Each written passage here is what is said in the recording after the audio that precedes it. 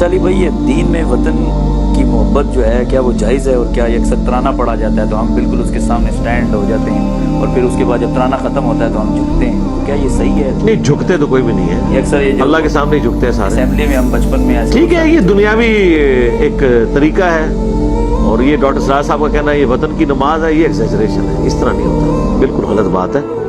دوسرا، وطن کی محبت کوئی بھی نہیں کرتا۔ یہ جو ترانے بھی پڑھے جاتے ہیں ہمارے ایٹ لیسٹ پاکستان میں، تو جو لوگ ہیں وہ اس کو ریلیجن کی بنیاد پہ ہی کر رہے ہوتے ہیں نا۔ رہ گیا صرف وطن کی محبت، تو وہ تو رسول اللہ کے دل میں بھی تھی۔ ترمذی میں حدیث ہے، جب نبی علیہ السلام کو کعبے سے نکالا جا رہا، 52 سال آپ کی زندگی کے وہاں گزرے ہیں، مدینے میں صرف 10 سال گزرے ہیں، ٹھیک ہے۔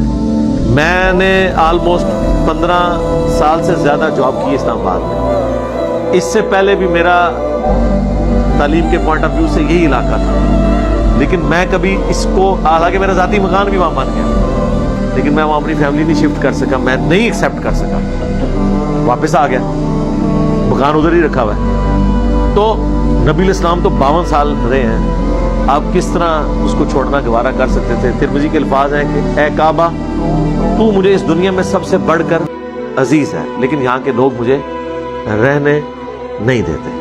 تو نبی علیہ السلام کو بھی تو اپنے وطن سے ایک محبت تھی نا، تو وہ تو ایک نیچرل چیز ہے، اس کو کوئی کمپیئر نہیں کرنا چاہیے، نہ اس میں کوئی ایگزیجریشن کرنی چاہیے۔ یہ جو سب سے پہلے پاکستان کا نعرہ وہ ڈکٹیٹر لگاتا تھا، ہم کہتے ہیں غلط، ایک مسلمان کو زیب ہی نہیں دیتا۔ آپ ایون یہ بھی کہیں نا کہ سب سے پہلے مکہ مدینہ، ہم یہ بھی نہیں آپ کو کہنے دیں گے، ہم کہیں گے سب سے پہلے اسلام، اس کے بعد اسلام کے اندر جتنی چیزیں آتی ہیں نا ان کی پرائورٹی ہے۔ مکہ مدینے کے اوپر تو آج تک گستاخوں کی حکومت ہے، بریلویوں کے بقول۔ تو کیا عقیدت ہے ان کو؟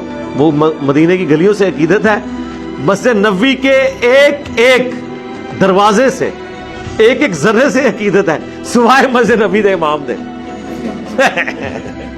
یار اللہ دے بندے ہو، مسجد نبوی کے جھاڑو، اس کے کانٹے، اس کے پھول، ٹھیک ہے جی، وہ کہتے ہیں جی ایک ایک دروازے پہ لگی ہوئی جو راکھ کے ذرے ہیں، ذرات، وہ ہماری آنکھوں کا سرمہ ہے۔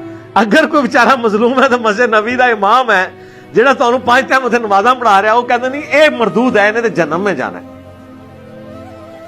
اب یہ بتائیں، اگر یہ خدا نہ خواستہ میں انگریزی میں جملے بولوں اور کوئی گورا سن لے تو اسلام کا کیا امیج آئے گا؟